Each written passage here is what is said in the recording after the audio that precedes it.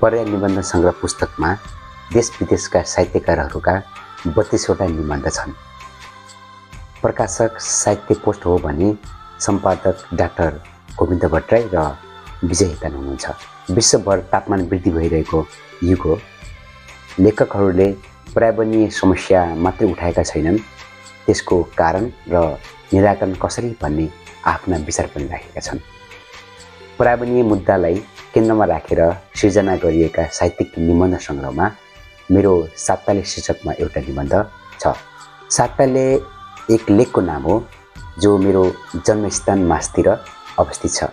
घाममा छाया भइदिने, बर्खामा ओत बनिदिने त्यो साताले निस्वार्थ निशर्त प्राणी जातिको सेवा र संरक्षणमा कटिबद्ध छ र त म त्यो सातालाई घरिघरि यसरी सम्झिरहन्छु।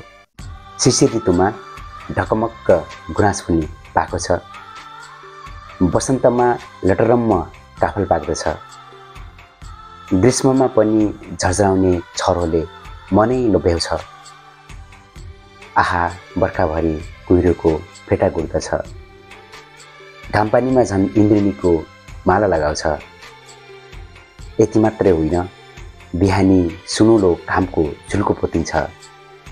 साँझको टुरिने घाम पनि टाँसिन्छ।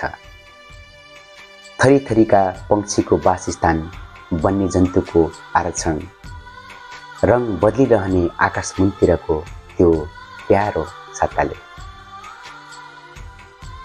अँधेरी रातमा आफन्तको वियोगले भुक्नेसालले भलिलो बनाउँछ।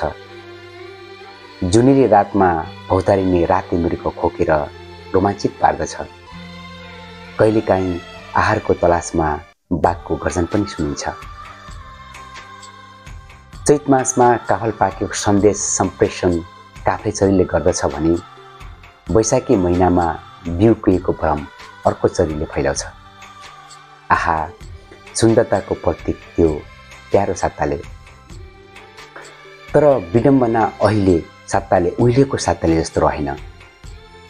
पेट चिरेर मोटर बाटो बनाइयो, छाती पाल पारेर कोइला झिकियो, शिर फोडेर चुन्ढुङ्गा निकालियो, ढालियो काफलको बोट, काटियो गुराँसको हाँगा, उजाडियो खराएको थला, मासियो बदेलको बाँस, भत्काइयो पक्षीको गुड। विकासको नाउँले भित्रिएको विनाशले बिचरा बिरामी छ प्यारो साताले। पाखभरि धुलो, हावाभरि धुवाँ, खरायो उफ्रने चोरमा टिप्परको अखडा, डन्डी बियो खेल्ने स्थानमा पब्जीको पट्यार लाग्दो झगडा। अब दिगदारी छ प्यारो साताले।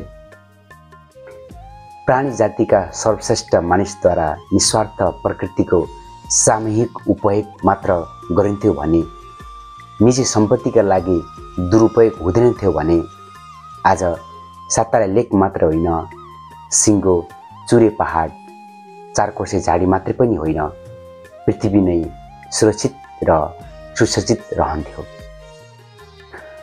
तर पनि किन म घरिघरि सातालाई सम्झिरहन्छु। उसको के दोष? दोष त मानिसमा पो छ।